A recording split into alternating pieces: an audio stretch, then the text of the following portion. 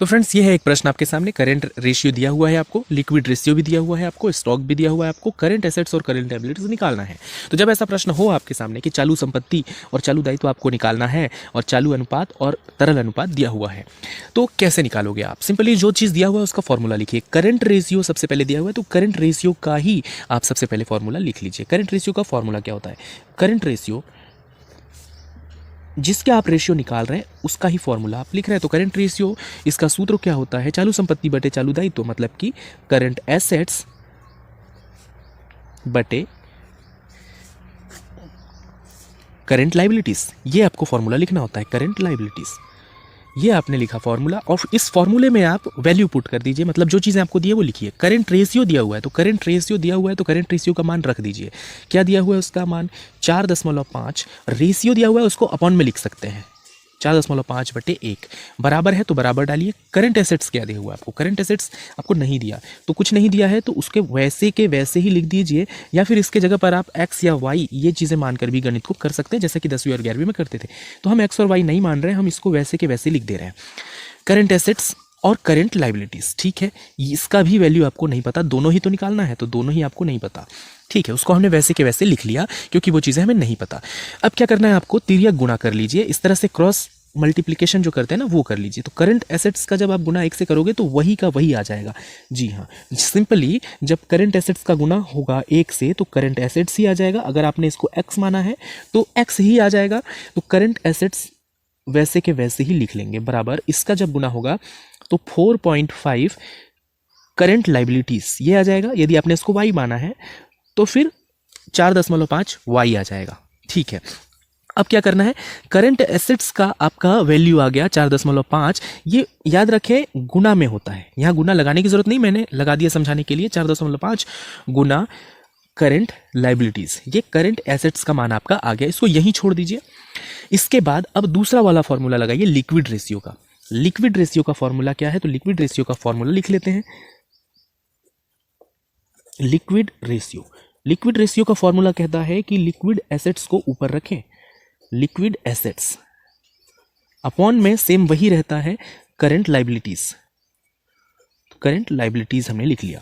Value put करिए simple वैसा ही जैसा कि हमने पिछली बार किया था। लिक्विड रेशियो का आपको वैल्यू यहां दिया हुआ है, देखो 3:1, मतलब 3/1, और बराबर लिक्विड एसेट्स आपको वैल्यू नहीं पता इसका तो उसको वैसे के वैसे ही लिख लीजिए, लिक्विड एसेट्स, और फिर बटे में करंट लायबिलिटीज, इसको वैसे ही लिखना है, करंट लायबिलिटीज। क्रॉस मल्टीप्लिकेशन करेंगे जब हम तिर्यक गुना करेंगे तो लिक्विड एसेट्स का गुना 1 से होगा, तो क्या बनेगा आपका? लिक्विड एसेट्स बराबर 3 गुना करंट लायबिलिटीज, ये बनेगा। तो देखो आपके पास अब दोनों वैल्यू है, यहां पर आपने करंट एसेट्स निकाला हुआ है और यहां पर आपने लिक्विड एसेट्स निकाला हुआ है, तो दोनों एसेट्स आ गए हैं आपके। अब हम लोग आराम से लायबिलिटीज निकाल सकते हैं। तो कैसे निकालेंगे लायबिलिटीज? अब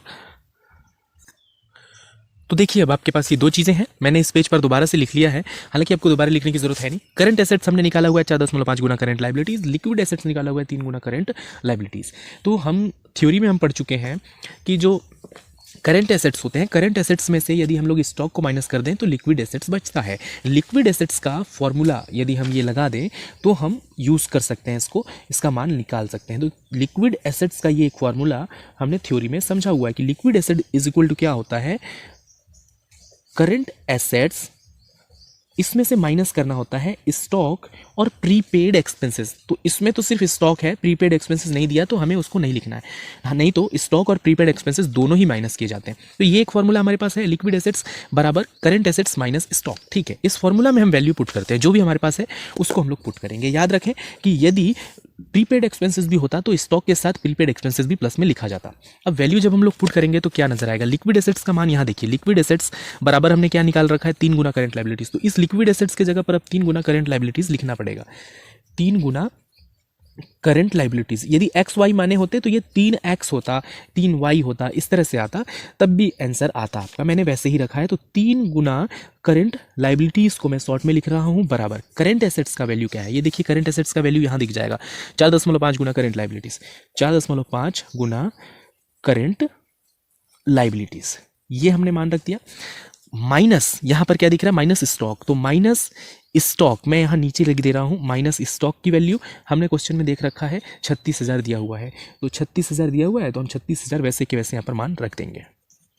ठीक है, अब क्या करना है आपको, तो 3 गुना करंट लाइबिलिटीज, 4.5 गुना करंट लाइबिलिटीज, ये दोनों एक ही डिपार्टमेंट है, दोनों ही लाइबिलिटीज ही है, करंट लाइबिलिटीज ये भी है, करंट लाइबिलिटीज ये भी है। जैसे एक्स होता है तो हम क्या करते हैं, एक्स और एक्स को एक तरफ पक्षांतर कर देते हैं, तो यहाँ हम करेंगे पक्षांतर, इसको उठाएंगे 4.5 करंट लाइबिलिटीज को और उठा के इस तरफ पक्षांतर कर देंगे, या फिर इसको उठाकर इस तरफ पक्षांतर किया जा सकता है।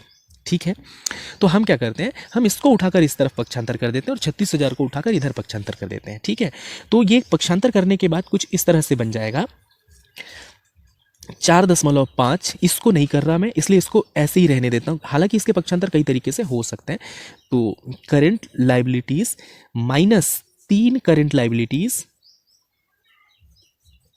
लाइबिलिटीज बराबर 36,000, ये आ जाएगा। 36,000 को मैंने इधर कर दिया और इसको उठा के इधर कर दिया, ऐसा किया है।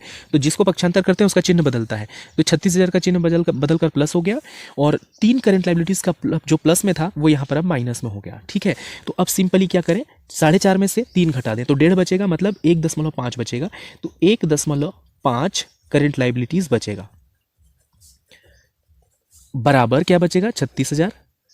और अब इस 36,000 यहाँ पर हमने लिखने के बाद हमें तो वैल्यू निकालना है करंट लाइबिलिटीज़ का, तो करंट लाइबिलिटीज़ की वैल्यू निकालनी है, मतलब कि ये जो 1.5 दिख रहा है आपको, 1.5 जो दिख रहा है, इसको पक्षांतर करेंगे, ये गुना में है, जब इस तरफ आएगा तो भाग में हो जाएगा। तो करंट लाइबिलिटीज़ की वैल्यू निकालने के लिए फिर से एक बार पक्षांतर करेंगे, करंट लाइबिलिटीज़ बराबर 36,000 और ये 1.5 जो है वो बटे में आ जाएगा 1.5, ये बटे में है।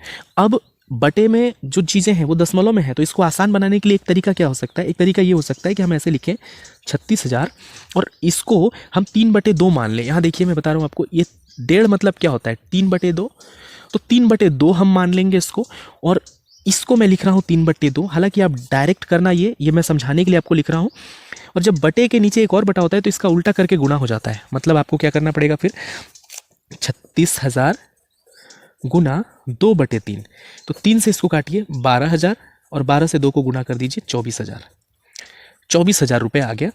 24,000 रुपये ये किसकी वैल्यू आ गई, करंट लाइबिलिटीज आपने निकाल दिया 24,000। अब इस वैल्यू को आप किसी भी इक्वेशन में पुट कर दो, करंट लाइबिलिटीज आ जाएगा। आपको करंट लाइबिलिटीज चाहिए तो करंट लाइबिलिटीज को निकालने के लिए आप यूज़ कर सकते हैं ये वाला फॉर्मूला जिसमें कि लाइबिलिटीज दिया हुआ है, ये वाला, इसको भी यूज़ कर सकते हो।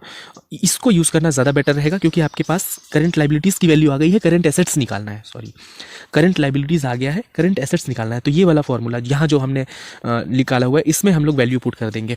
देखिए कैसे करेंगे, करंट एसेट्स बराबर, तो करंट एसेट्स बराबर क्या दिख रहा है यहाँ पर ऊपर देखिए 4.5 और गुना किससे करना है, करंट लाइबिलिटीज से। और लाइबिलिटीज है कितना आपका, अभी यहाँ आपने निकाला करंट लाइबिलिटीज 24,000 यहाँ रख दो और गुना कर दो। 4.5 से गुना कर रहे हैं आप, तो दशमलव को बाद में आप उसका यूज़ कर लेना, दशमलव बाद में लगा देना। पूरे 45 से आप इसको गुना करके आंसर लिख दो। तो गुना करके क्या आएगा 10, 80, 30। ठीक है, अब क्या करना है, एक संख्या के बाद दशमलव है तो यहाँ दशमलव लगा देना है। तो क्या बच जाएगा 10, 80, 20, मतलब ये हो जाएगा आपका 1,08,000। 1,08,000 रुपये ये आपका करंट एसेट्स हो जाएगा। दोनों आंसर आपके आ गए। उम्मीद है आपको ये क्वेश्चन समझ में आ गया होगा। तो फटाफट वीडियो को लाइक कर दीजिए और शेयर कर दीजिए और भी स्टूडेंट्स के साथ। चैनल को सब्सक्राइब नहीं किया तो सब्सक्राइब करिए। मिलते हैं नेक्स्ट वीडियो में।